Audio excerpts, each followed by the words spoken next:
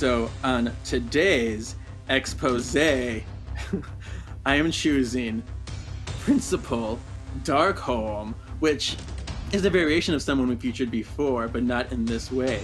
So she is principal of Bayville High School, but she's really Mystique in disguise. What? Spoilers? I know. Spoiler.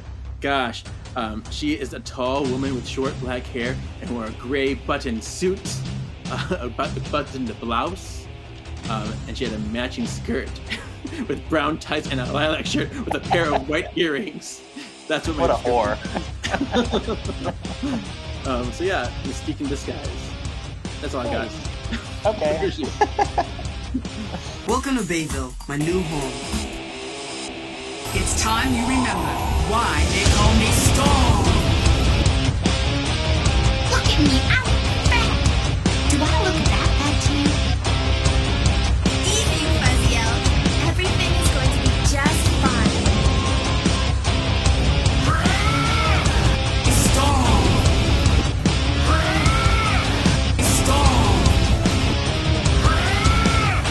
Storm. That was tight. I give it 2 thumbs up. Welcome to this week's Solving for X. My name is Shawn. I'm the ultimate excavationist. And I'm something of an X fan myself, Kevin. And we have a surprise guest, someone that Shawn should be aware of. Come hither. Come hither. It's Luke Monday! Hi. Hi, Luke Monday. Surprise. Surprise. I'm crashing the I've pod. met you. Yay. I know. I was like, I hope. I mean, I've never played an X-Men, but I feel like I'm close enough with like Doctor Strange and Cap and all that. Yeah. So I have Yeah. knowledge. You're in the Marvel family, so we're good. We're good. Yeah. Yeah. So it's super exciting. We're going to talk X-Men Evolution. Yeah, you've been waiting for X-Men Evolution. I have. I've been excited to revisit it. Yeah. And Luke, what's your history with X-Men Evolution? Did you watch it? Oh baby, yes, I watched it. I want to say I watched it after school every day. I feel like it was it Fox Kids? Was it on Fox Kids or Kids WB? Kids WB. Oh. Fox Kids was the animated X-Men animated series. Yeah. Right. Anyway, yeah, watched it, loved it. I have a lot of thoughts and a lot of things to add to that, but just to say, I loved this show growing up. Yeah. Nice. Yeah. That's good because I didn't, so you can balance me out. You didn't love it or watch it at all, or you just didn't like it? No, I watched it. It was just a stark contrast for me because Tony Stark, because I loved the animated series, which did a good job of adapting the comics, and Evolution was such a change. So I was automatically like a little turned off from it. Not to say it's a bad show. I just never watched it all the way through. I totally agree. It takes me off guard. It's like Yeah. if the CW made X-Men, because like everyone's Right. hot and like they're all teenagers all of a sudden, which doesn't exactly make sense with like the lore of the comics. Yeah. So it does feel very like Riverdale or something, like Yeah. where everyone's like a hot teenager. Yeah, But the it's okay. stakes I'm are open. the stakes are less political and more, high school drama. Yep. At least in the beginning. But like the show states, this show evolves. Hey. So after the first Hey. 2 seasons, it does mature with the characters. So if you made it past the first 2 seasons, you wouldn't know that. But And you really get to see some characters shine that we didn't get to spend a lot of time with or at all in the animated series, which I find really fun. yeah. Like in this first episode, you get a lot of time with Toad. You get a lot of time with Nightcrawler. Later on, you meet like Kitty Pryde, who Sure. we like didn't. I don't know if did She's she not ever in show it up at all.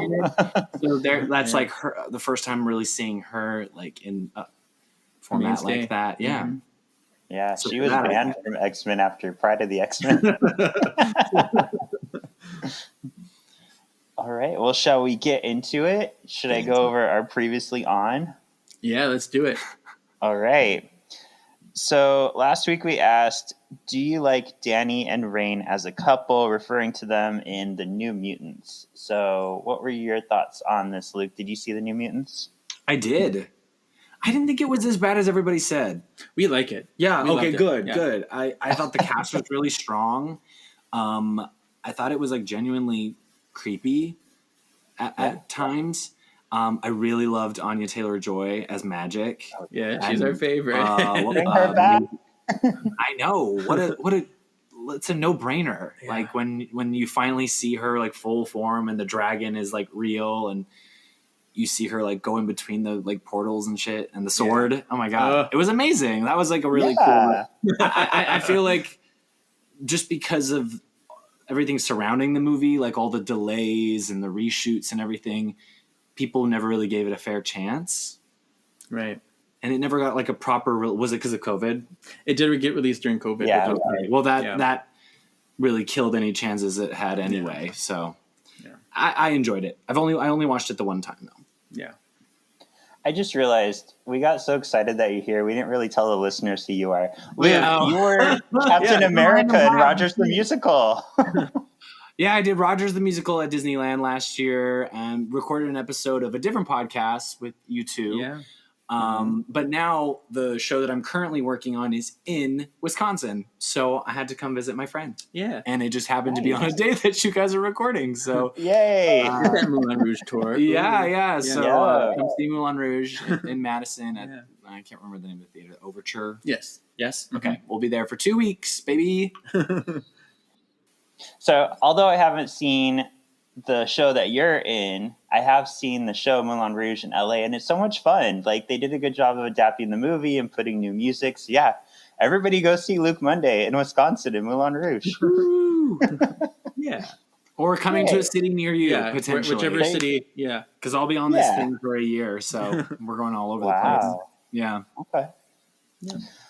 Well, our listeners wrote in. They let us know if they liked Danny and Rain as a couple. How do you think this went down? I would think that they were like me and enjoyed them in the movie. Maybe it's weird because comic fans might not. Like we talked about, like totally different in the comics world. But for the sake of the movie, I really enjoyed them in the movie. So hopefully people agree. Rain is so yes. Okay. Wolfsbane, yep. Yeah. Or some of us call her Rane. You can call her Rain, though, because that's how you actually say it. That's how you say the name when I first I read it in the comics like, oh, Rane. The accent. Yeah. So chic. So 68% agreed with us. They liked them together. I did reach out to Ryan Yorio, who is our best friend of the pod, who also said no, he did not like them together. And it was for similar reasons that I brought up. It's just a stark contrast to Wolfsbane in the comics. And yeah, it's like everybody likes the context in the movie, but you have to like separate those Wolfsbane. Ooh, I just did this. Oh, Really, separate it. But yeah, as Cheeky. long as you can separate them. Yeah, cheeky.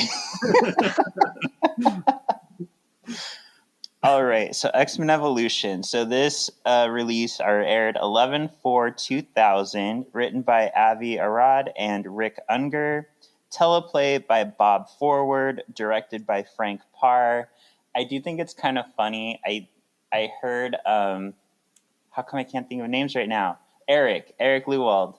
He actually reached out to, I forget who it was exactly out of these players, but he reached out to one of them and said, dude, what is this show? It's not X-Men. And he kind of got his hand slapped for like saying something negative about X-Men Evolution. Oh, no. So he said that was how he kind of learned, just, let other people do their thing, Yeah. Yeah. It's pretty clear right off the bat that it's trying to be different Right. than the animated series. It's 2000s. It's for sure a 2000s show. And we should do 2000s moments.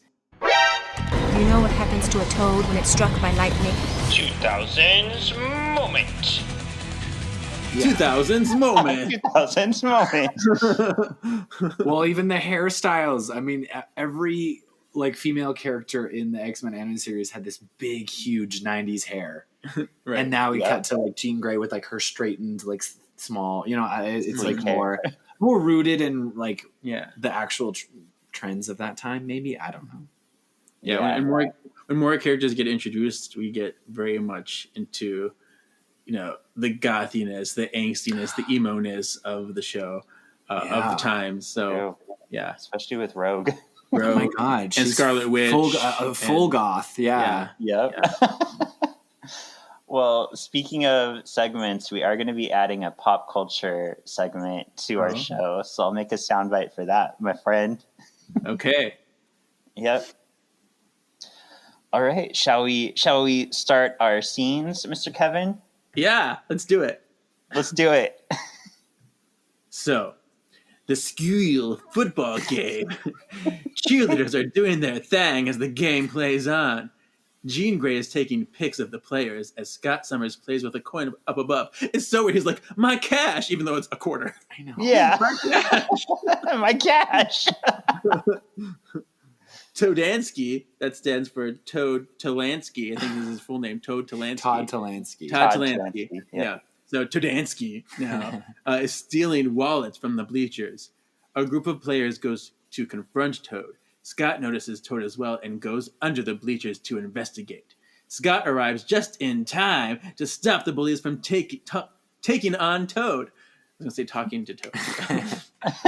Scott is tempted to pew the jerks, but instead resorts to fisticuffs. He's like, oh yeah, I'm not going to use my powers. Yeah. Because I'm such a good person at keeping it discreet.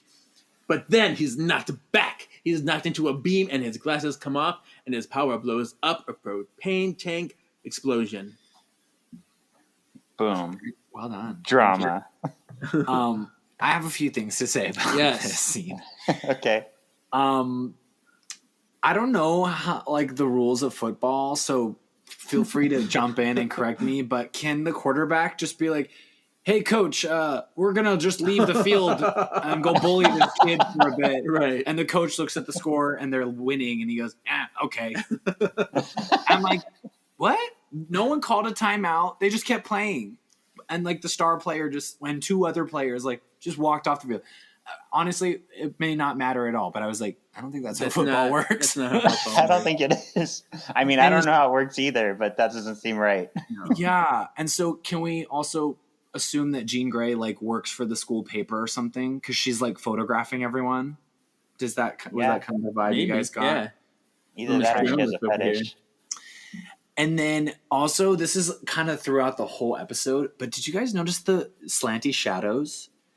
When it's a close up on a character and they're really focused or something, there's it's a stylistic thing with the camera. Maybe I'm crazy for noticing these details, but I was like, I love that. This is and it's throughout the whole episode. And now that I pointed out to you, you can't unsee it. Right. Okay, I'm gonna look for it now. Wow. I love how they said hey, sunglasses at night, or I know. the weird things to say. I will say I am a little annoyed they changed Toad's name. I don't like the name Todd Todansky. It's a little too on the nose. What was wrong with Mortimer Toynbee? That was the character's That original was his name. Yeah. They could call him Morty though. Morty. I love how potato. I know, and I love how every time the Toad would be on the screen, it would play the hip hop cheesy hip hop. Yeah. It's You know what happens to a toad when it's struck by lightning? 2000's moment. 2000's moment. I'm like, Yeah, we gotta make one. It's actually the Toad theme. It's called T-O-A. It's very much the Donkey Kong theme. oh too. my DK Donkey Kong. The Toad theme is very much like that. And if you listen, they didn't play the lyrics in this episode, but it does have lyrics. It talks about Toad was this and this and this. Yeah. That's something to look forward to. Yeah. So how do we feel about the opening credits? They're fun. They're very CW show opening to me, and they're actiony. We still get the character roll call of Cyclops, Jean Grey, Storm.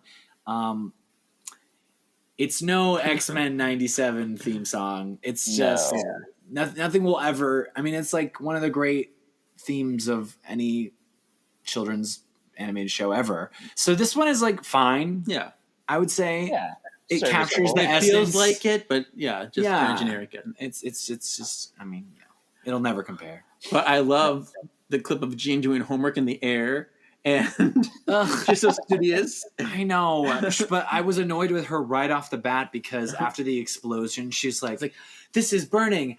It would be, she'd be like, this would be hard to lift with my hands. And she goes, Yeah. and I'm just like,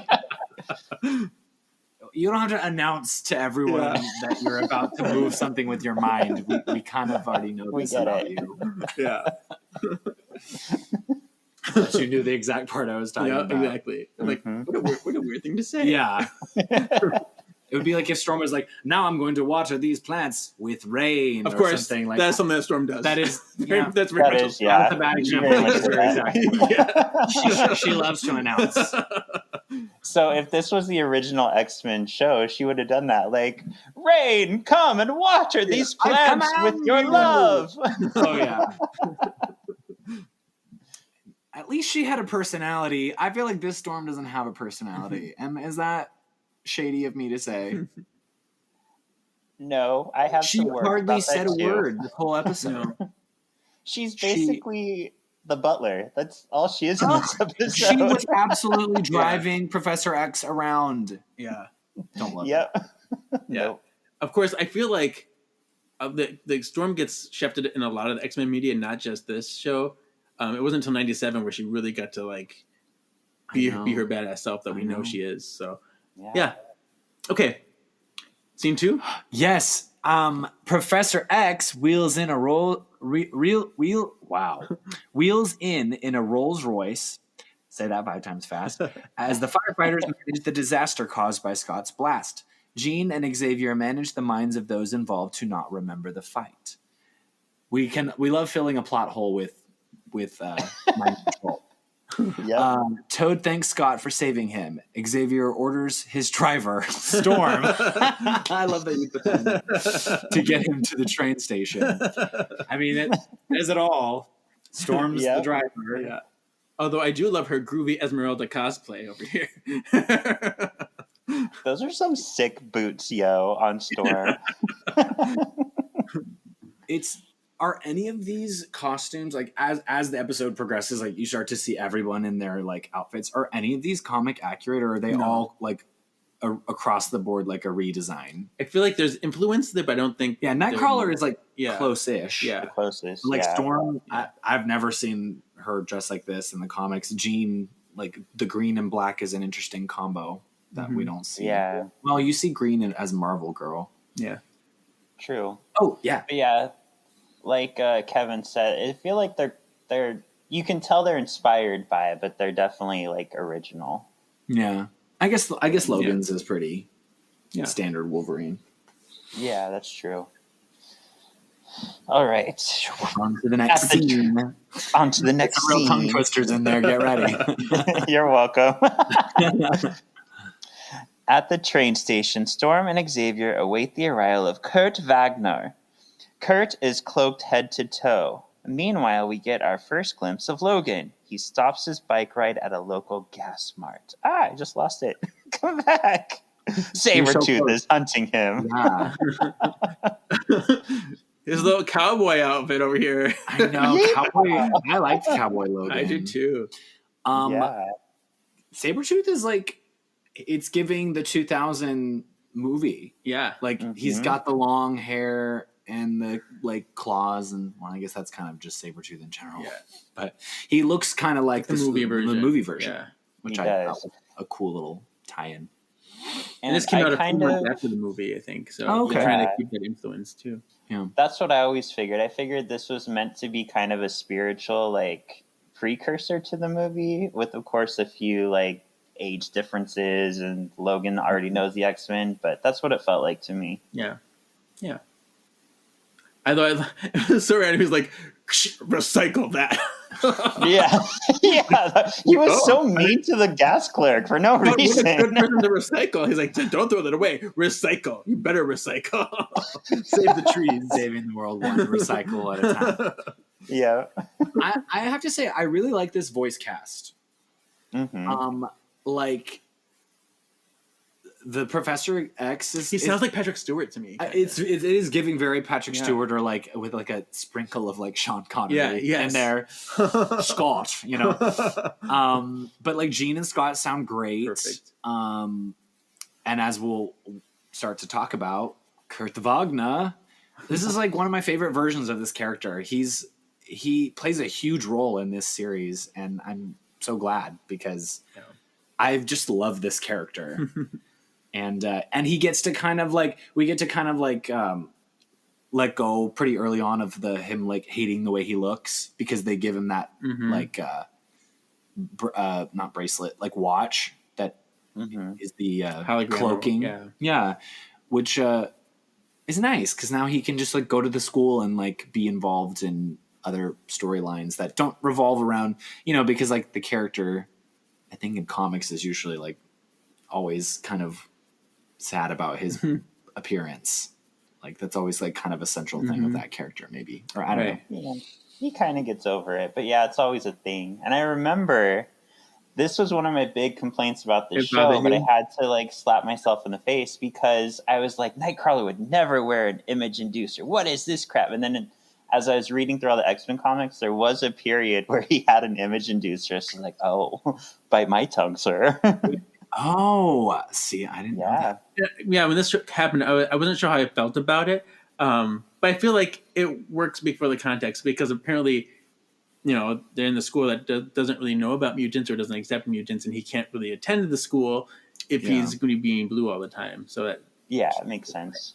So can we talk about how he immediately gets an X-Men costume? Like I know. Whatever like audition he went through, and he booked it. Like they were like, "You're already an X-Men." Like in the second scene we ever see him, he's fully in. They all kind of just like fully show up in costume at any point. It's like very convenient. Yeah. I would be watching for though, because I feel like I have a pet peeve in cartoons when there's like a hologram thing, like Gem and the Holograms, like messed up a lot, because he's furry. So whenever he touches someone, are they going to feel that he's furry? Because it's just an image inducer. That's a great question. I also wondered about his hands, because he only has 3 fingers, but it's the illusion of 5 fingers. It's like, what if you like tried to hold his hand? Would you feel? You must. I mean. Yeah, I'm trying to make sense of something that doesn't make any sense. I know. Oh no! I'm trying to like, what's the science here? There is no science. It's science fiction. I know. I'm fully aware. At the end of the day, this is like a show meant for younger audiences. So we're sitting here picking it apart, but really, like, it is what it is. Yeah. Should we continue? Yeah. Sure. Okay. Scott is irritated with how long Jean is taking to get ready. Yeah, she's like, what? She was Marsha Brady. She was Marsha Brady. Yeah. It's like, okay. 4. Yeah. 4. Oh, I love it. The two of them announced their 2000s moment. 2000s moment right after those parody movies. Xavier stops them to introduce them to Kurt. Scott is taken aback by Kurt's blue hands and little fingers. And Xavier chastises Scott for letting his power lose at the skill. Kurt reveals himself and shows off his power. Although he wasn't that little cloak, which was supposed to be a nod to his monk days, which I thought was fun. Oh, I did not clock that. Yeah. That's cool. But, like, I feel like he doesn't act like he was a monk. He's very, like, I'm a teenager. I just want to have fun. Fuck religion. This Maybe they were like, we're trying to... Because the animated series, as amazing as it was very true to the comics in the sense that the storylines are, like, super convoluted and, like, kind of hard to follow at times. And so I wonder if they were trying to like really simplify and just like streamline the storyline, and like we don't need to know that he was like super religious or that he was a monk. Like bam, he's a teenager. I mean, I guess from a storytelling perspective, it's just easier if we go down that avenue, Yeah, it is. And it's easier to set up like a fun character for this audience of just ignoring that aspect than trying to like shove that in and still be like, and he's fun too. See? And super likable. Yeah. Yeah. Like that was kind of a frustration of mine with how like in the X-Men movie, Rogue was like the central like young mutant, but like not super likable. Yeah. Because Rogue is a very likable character. But in the movie, they made her unlikable. So I'm glad that, like, right off the bat, in episode 1, we like have this young, like, spunky, new character to kind of like follow. I think it's a great way to center the story. Yeah, he's still good-hearted, and ready to rumble and like really excited to be there, and that's just fun to see. Yeah. So and visually, obviously, his powers are so cool. Love. Yeah, Nightcrawler. they are. I will say, I think the best Nightcrawler we've gotten is the X-Men 97 Nightcrawler, because they somehow managed to like put in his religious beliefs but make him fun and likable at the same time. He was very serious in the original show. Right. Yeah. No, he was amazing when he wielded, like, what did he have? Swords and another sword in his tail. Oh my God. Yes. Oh, so good. Mm-hmm. Oh, is it you? It's you. Oh, it's me. Sorry, I guessed. Elsewhere, Toad is called into the principal's office. The principal makes a big show of opening a window. The principal starts to ask Toad about Scott and his powers. When Toad is not complying, the principal turns into a monster and threatens him. That's how you recruit someone to your cause. First of all, you stink really bad and you open a window.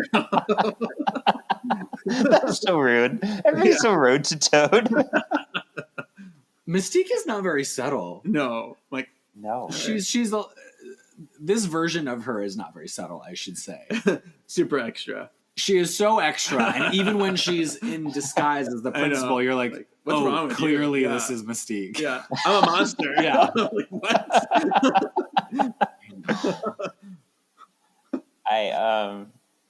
I just remembered it. I was gonna put she turns into Leah Michelle, but I couldn't remember Leah Michelle's name. Oh my God. I like to pick on Leah Michelle because everybody like hates her, so you're not gonna offend anybody. All right. Anyway, back at the manor, Kurt is excited to see his awesome new room.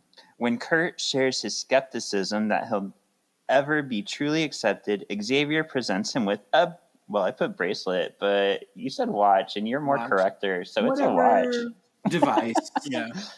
With a built-in cloaking device. Storm and Xavier assure Kurt he is perfect the way he are, but the watch will make things easier. Storm and Xavier leave. Kurt opens his gift from them, and it's an X-Men uniform! Ta-da! Ta-da! Welcome, you're an X-Men now. Go put your life on the line and fight shit. Maybe someone has the power to just magically make costumes. Okay, why not? Honestly, Cerebro, if there is such a power, Cerebro could track it down. Right. Our Jumbo Carnation, yeah, he could do it. See? Do you know Jumbo? No. He's got like 6 arms, and he's like the queer fashion designer. He's like best friends with Emma, and he makes all like the Hellfire Gala outfits. Amazing. That is so Me. Yeah. Okay. You. Later at school, Scott is confronted at his locker by Todansky. Toad-ansky. Get it? Toad takes Scott's glasses, which this is a throwback to the movie when Toad flicks off his visor in the train station. Definitely a throwback to that. He knows about Scott's power for some reason, and is trying to goad him to use it. That's because of the propane tank, probably. I mean, everyone saw that. Toad offers to get close to Scott and meet over lunch. Scott refuses and bounces. Rude. Back at the manor, an alarm goes off. A secret room opens up to reveal Cerebro. Just then, Xavier gets a call from Scott. He reports in on Todd Todansky. Xavier orders Scott to bring in Toad. Just then, Kurt comes in and starts asking about Cerebro. Xavier mentally reaches out to Storm in her garden. Xavier orders Storm to audition someone. Auditions. This felt like throwing her a bone of like, I know I haven't given you anything good to do this episode, Storm. So go do a little pew pew and show off your powers. Like, I mean, what other reason was there? you know? Yeah, he's like, I don't need a Lyft driver right now, so can you go like just audition this person? Oh, Storm, poor Storm. And she like waters the plants. I know. Okay. Yeah. Great use of her the power. the greatest mutants of all Yeah. time is in there, like being the gardener. Yeah, Yeah. and the shore. Later that night, Toad clandestinely skirts the grounds of the school. Storm senses something in the winds and comes out to investigate. She flies up into the air and makes it rain, but not with money, with actual rain. She immediately starts to send lightning bolts at Toad, which... Do you know what happens to a toad when it's struck by lightning? Is it the same thing that happens to everything else? I think so. I think this is our first pop That's what culture I moment always because they totally did this to reference the movie. They did. Yeah. Pop culture moment. Yeah. And I think it's the next scene, but like they have Storm fly in and walk, and it's exactly the way she does it in the movie too. Mm-hmm. Mm-hmm. Yeah. They're trying to get those callbacks. Yep. You remember this? Inside the manor, Kurt is wandering about in his natural form. Naked? No, blue. Okay. The wind blows the doors open and in flies Toad. The two square off in the smelliest fight ever. Nightcrawler gives Toad a run for his money by teleporting a boot. Because this is made in Canada too. It's made in Canada.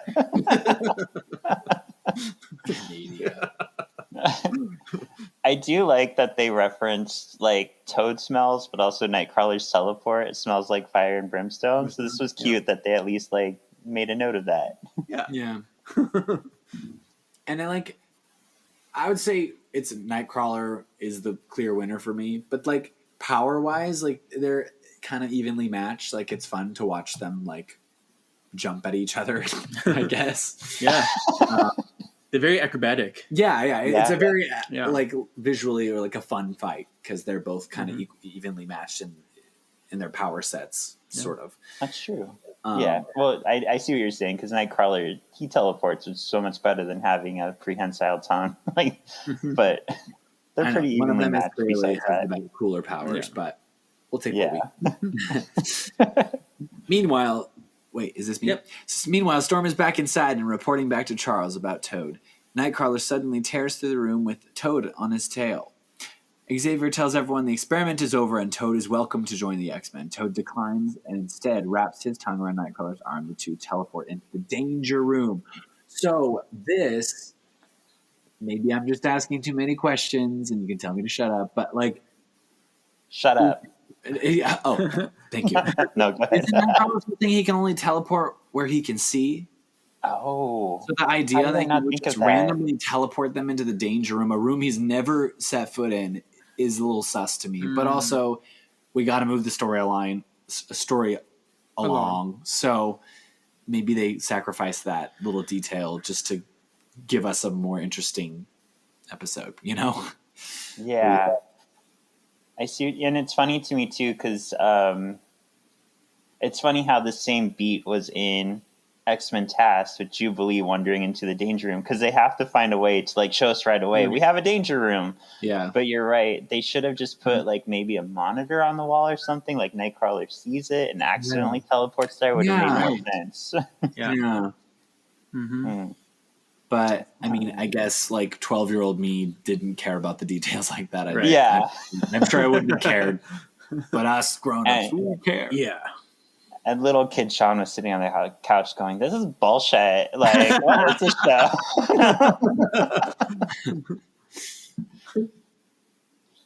I just realized I was 16 when this came out, so I was only a little older than you. Oh, going on 17? Yeah.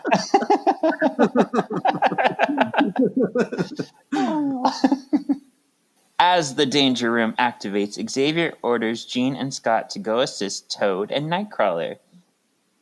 Jean and Scott take point and quickly knock out the danger room, saving Kurt and Toad. Xavier and Storm enter the control room and turn off the danger room, This is terribly written, but that's fine. I did it. Kurt realizes the danger room is just a training area. He pulls a plug, but it makes everything worse. Storm comes in to stop the rampaging room. Toad uses the distraction to bounce. Nightcrawler feels bad and bounces as well. Bye. Bye, bitch. I think this is probably my least favorite depiction of Jean's powers, because in this version there is no kind of like light or energy or anything. You just hear a whoosh, whoosh, and stuff is moving. I really loved in 97 of the like light blue kind of glowy, like if she was moving something with her mind, it glowed like that. I just think for animation that is like more interesting, and I miss that. Like it is pretty. I with this show, obviously like if she was moving it with her mind in real life, there wouldn't be no glowy anything, but I like that little detail. The visual. Yeah. Well, I don't know, because even in the comics, like they give her the usually pink or blue glowies to show that she's doing something. So it would fit. I think we'd see it in real life. X-Men Legends, I remember it was super pink and beautiful. Missed opportunity, I guess. Yeah, it's prettier. Okay, Toad makes his escape to the outside world, but Wolverine is there waiting for him. It's supposed to be Cyclops was waiting for me, but okay. Wolverine is waiting for him. Wow. Xavier stops Logan and tells him to let Toad go. Logan steps aside. Xavier welcomes Logan home. Wow. Yeah, he says, "Welcome home, old friend." Yeah. Yep. It's like, wow. There's like a whole history here, and we're not even gonna go there. Yeah. We don't have time. They're old friends. Do you think they were more than friends, and that's why Xavier's in the wheelchair?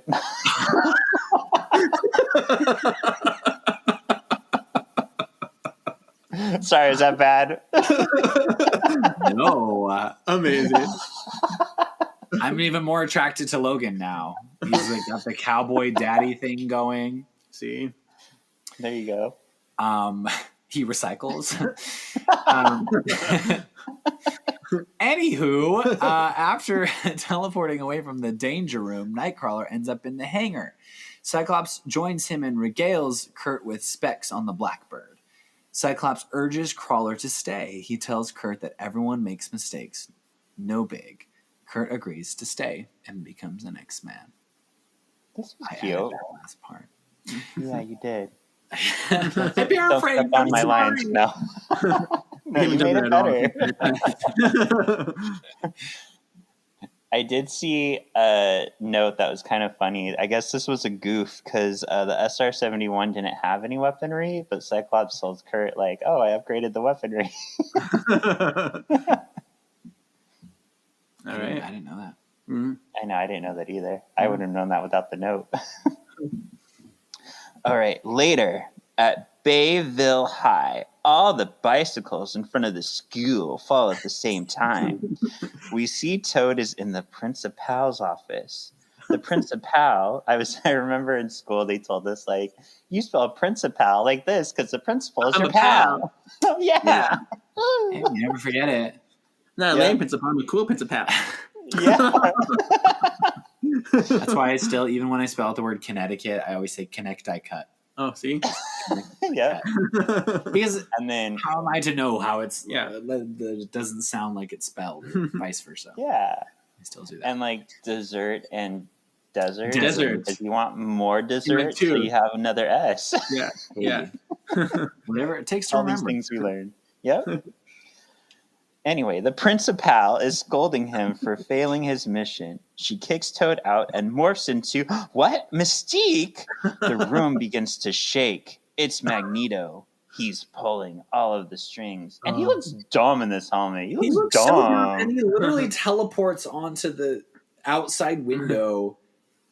He's like outside. I'm like, how did he teleport? Because as far as I know, Right. that's not his power set.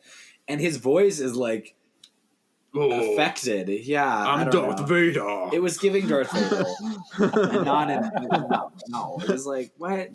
Also, why does her blue on her arms not match the color of blue on her face? It's like her makeup She doesn't like her makeup doesn't match or something. I don't know. I didn't What know is we had it? Michelle You understand Visage on the what podcast today. She's got like a lighter blue face, and then her shoulders are like navy blue. I don't know. Shadows. Yeah, sure. It doesn't make sense. No, these are valid concerns for gay men. But like, this part where she cracked me up because she's like, "You were in the mansion and you just left, and he probably wiped your memory." Yeah, screaming at him. Like, this is really gonna make me No wanna, poker like, face. help you out. Yeah. Yeah. She's not being very hidey. She's just throwing it all out there. All right. So I did find this episode was originally called "The Start of a Beginning." Right. Yeah. Mm-hmm. Oh, that makes sense. Yeah. I think that makes more sense than Strategy X, because at least you expect like a beginning type title for this. Mm-hmm. Yeah. Strategy X is kind of doesn't tell us anything. vague. Yeah. Yeah.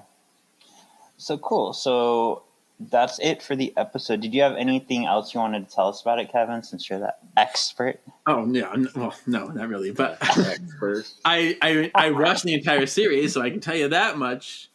Do I remember this a bit? No. But I have nothing else to say. Okay. So what we'll do now is we'll talk a little bit about how we like this episode, and then we'll rate it. I figured we'll keep the same rating scale because it's fun, and I don't know if I can come up with something better. So Britishly Bitchin' like Emma, pretty cool like Iceman, Australian Wolverine, you kind of love it but kind of hate it. Fat and sweaty like Jubilee, or unspeakable like X-Men Origins Deadpool. Oh wow. These are all so specific. They're fun. I love them. So should we let Luke go first? Tell us about it, Janet. I was gonna say I think this episode is pretty cool, like Iceman, even though Iceman is not featured in the episode. Did I roll my eyes a couple of times at some dialogue? Yes. And I think I already talked about that. Like, mostly it was like, when are we gonna give Storm a personality? And like, I didn't like that Jean Grey was like narrating or like, I'll move it with my mind or whatever. It's like, okay. I guess there were moments that were just a little too on the nose for me. But it is a kid's show, so I have to remember that. But overall, it was very nostalgic, and it definitely has that like early 2000s-ness to it, which is just nostalgic for me. And I'm kind of want to like rewatch all of them now. Wow. Go down memory lane. We watched them all. I really liked Kitty Pride. I thought she was a fun, like, kind of like Kimberly in Power Rangers. She's so of like much that annoying at first, and then she really wins you over. When she's such a dork, which Yeah. you know we love dorky Kitty before she becomes all pirate, and like I don't know, I enjoy her like awkwardness. Yeah, and she's like kind of a girly girl, but then she learns how to be tough and brave, and that's always fun to watch. Yeah. So that's a reason, listener, to continue to watch the show. I'm just saying. I think I really like Spike. I'm looking forward when Spike comes in. And he's another original character created by this show that went on to appear in other media. Canon. Yeah. But they never put him in the comics, which is sad. I thought I saw he's in comics. I saw. Is he? Yeah, he's in some of them. I think they might have changed his origin, though. I don't think he's like related to Storm anymore. No. Oh, okay. Like, in this show, he's like her nephew, Right. Mm-hmm. which is interesting. I guess that does kind of give her a little more depth of character by being like, she has a family, but like, And she could drive them places. their gardens look amazing. She takes really good care of their gardens. This mega level mutant is like, they're watering people's shrubbery. Too funny. What are your thoughts, Kevin? I don't know. I think this is the strongest start to a show. I do enjoy the look of things. I don't know how I love their costumes or not. But I enjoy what we're given. It does feel like a 2000s show, and there are some good characterizations. I'm gonna give it kind of love it, kind of hate it. Australian Wolverine. Okay. So I'm gonna echo that. And my main problem with this premise, like, it's a fun start to a series. Like, I do like the characters; they're fun. The main thing that turns me off from this is the idea that Magneto, who is also nearly an Omega level mutant, is like hiding behind Mystique at a high school. Like, it just kind of makes him and Mystique a little ridiculous that they can't handle stuff on their own. They have to like clandestinely like infiltrate this school and pretend they're principal. I don't know. It's just a funny premise to me. Yeah, there's something kind of creepy and gross about grown-ups like infiltrating a high school so they can recruit teenagers for their evil cause or whatever. Yeah, I thought that could have been done better. Even if Magneto was just the principal, but not as Magneto, it's just Eric Lenscher, and as the audience, we're like, "Oh, Eric, we know who that is." Yeah. Even that would have been better to me, but it's just a weird thing. I think that's totally valid. Yeah. Who would we say is the MXP or most excellent player? This is hard because everyone kind of gets sprinkled in. Yeah. Not Storm. Not Storm. She didn't do anything. I'm going to say most excellent player is going to be Professor Xavier, because if it weren't for his ability to wipe people's memory, like this the whole thing of like the propane blowing up and stuff could have been like a huge problem for the mutants and for the way they're perceived, you know. They might be perceived as dangerous if people knew they were blowing up propane tanks. So I would say it's very useful that he can just make people's memories go away, and also conveniently wipe Toad's memories so that we have to continue on this like journey to infiltrate the mansion, which is what I'm guessing Mystique is trying to do. But anyway, I would say he is the most excellent player. Okay. Who's yours, sir? I do want to. I'm not gonna say this person, but I want to talk about this while I can. So, I do think Jean in this series is probably one of my favorite representations of Jean. Not in this episode, but in the series, I do love this Jean a lot. So, I just like her look. I like the way that she progresses, and I like that we don't get Phoenix in this series. We get to have Jean be Jean as a character the entire way through, which I like. And she's if memory serves, she's like pretty formidable in this show. Like she grows. She like takes on the Blob and like can like stop him and like none of this like Scott headache pass out Jean. Yeah. You know what I mean? Like she does yell Scott a lot, but she doesn't pass out. So but I feel like she can hold her own. Yeah, she does. In this series. She does That's good. Going forward. I agree.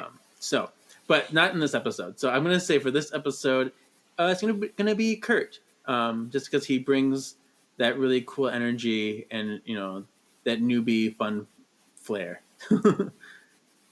Yeah. Well, I feel like my choice was kind of just shit all over on by Kevin because I chose Jean. Well, I mean, she's great. We get her representation in this, so I do love her a lot. No, I know. And probably if I've seen the whole show, I'd probably appreciate her more. But I liked how in this one, she was the one who kind of came to tell Scott, like, no, don't fight with the bullies. And she did help Professor X, like, wipe some of the minds. She was kind of the control throughout the episode. So I liked her role in this one. Yeah. Her hair looked amazing. Yeah. I think she brushed it so much. That was really valuable. Yeah. Yeah. 99, 100. And next, what do we think is the X Factor? So just favorite part of the show, or part of the show that like really shows off something about the X-Men? What are we thinking? I would say the fight between Toad and Nightcrawler was probably the most cool, because like Storm is my girl, but that was a very intentional moment to be like, Storm, go show off your powers, kind of like, when you go audition the new recruit. It was like eye roll.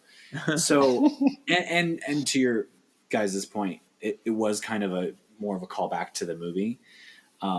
Storm does have some cool moments in this series, if I'm not mistaken. I just don't think that first episode is the one. Yeah. But I thought the fight between Toad and Nightcrawler was a cool display of powers. We got to see kind of the teleporting at its finest. We got to see the toading at its finest. Yeah. All right, your X Factor. My X Factor. Okay. It's Cyclops. Right out of the gate, he is perfect, and he is, he remains perfect the entirety of the show. It's all about him this series. His new ones, he's the main guy, and he rocks it out right from the get-go. I love him. So there. I did love weird a for little you. exchange at the end with Nightcrawler where he's like, something to the extent of like, oh, as long as you don't tease me about when I mess up, and Cyclops is like, hey, as long as you don't tease me about the shades, we're good. Right. And I was like, oh, that's Yeah. sweet. Yeah. It's cute. That's sweet. That's like a good team leader, like Right. winning Yep. over the troops. Yeah. I said my X Factor was the callbacks to the movie with the Storm and Toad fight, because it's pretty cool. Like, for someone like me who maybe is a little like, oh, this is so far different from the comics, but to see stuff that from other X media, it's pretty cool that they're paying attention and like putting that in there just to kind of boost the watchability of it. Yeah. I mean, because like me, because even though I watched the 90s show, I didn't really get into it like watch every episode and understand it as much until after the movie. So this is like my full series watch. Yeah. Okay. I dig it. Yeah. So for previously on this week, who was your most excellent player in this episode? Was it Nightcrawler, Professor X, Cyclops, or Jean Grey? Yeah. Ooh. Yeah. Woo. I'm And excited to that's see the what people answer think. Next week. Yeah, we put a poll up. And Yep. Yeah. Mhm. I'm interested to know what people say. Yep. All right, and next episode is the X Impulse. Do you remember anything about the X Impulse? No. Neither do I. I think Kitty comes out. I think this is Kitty's appearance. Okay. Yeah, I remember it. They kind of do like the Sailor Moon thing where they don't give us all the characters all at once. They just kind of add them in. They Yeah, sprinkle them episodes. throughout. Yeah. Yep, Hey, it keeps you watching. it does. Mm-hmm. And it would be a lot to just throw in everybody at the same time. So Yes. this was smart. Yeah. Well, this was fun. Thank you for visiting with us, Luke Monday. Surprise. You. Thanks for letting me wonderful. crash. You're welcome. I can always talk. Where can people find and follow you? You can find me on Instagram at Luke P Monday. Or you can find me at wherever the Moulin Rouge National Tour is playing, because that's Yeah. my job. Look at the Scoodooly. So if you see that your local touring theater is hosting Moulin Rouge, that's me, and I'll be there with my top hat and all, Yay. smoking a fake cigar, Yay! Fun. singing tunes you probably heard on the radio in 2015. Yep. Like, shut up and dance with me. That Exactly. firework, anything that was popular in 2015, Yep. like an Elton John song. Yes. Yep. JK, I really do love the music. Actually, I think it's. It's fun. I think I think it's like you said. I think it's a good adaptation. It's different than the movie. I think there are things to really enjoy about the musical that are very different from the movie, and vice versa. Like, the movie is so stylized. There are things they achieve in the movie that are so cinematic and so Baz Luhrmann-y that it's great. Anyway, Yeah. I'm rambling. What? Thanks for having me. Yay. Where can we find you, Kevin? Yeah, you can follow my personal Instagram, KJEEZY87, or follow the other podcast that we do, Words of the Witches, where we are currently covering Charmed guidebooks. Yeah, fun. Fun. And you can find me on Sean Perrette, where I have a link to everything that we just mentioned that's not Luke Monday stuff. And you can find my old podcasts like Once Upon a Cult, Marvelous Galaxy of Disney, and Hanging with the Hanging with the Hollowells. I have brain farts. Thank you for listening, Sexy Xyz, and we'll see you next week for more X-Men Evolution. Bye. Bye. See, Xyz. Yeah.